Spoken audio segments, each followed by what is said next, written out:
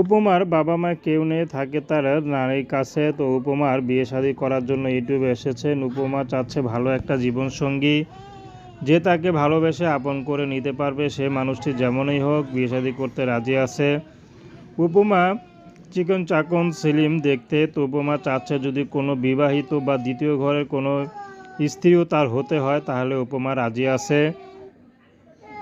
উপমা সবসময় পর্দা করে চলাফেরা করে, বাইরে যখন যায় সব। তো উপমা চাচ্ছে ভালো একটা মানুষ, সে মানুষটি যেমনই হোক। তো উপমার নারী কোনো কাজবাজ বর্তমানে কিছু করতে পারে না, অসুস্থই থাকে। তো উপমা টুকটাক আরবি টিউশনি করে যা পায় তা দিয়ে কোনো মতে সংসার চলে।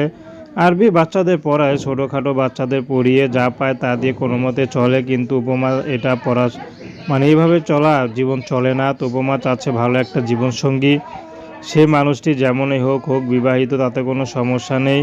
যদি দ্বিতীয় ঘরের কোনো স্ত্রী হতে হয় উপমা বিয়ে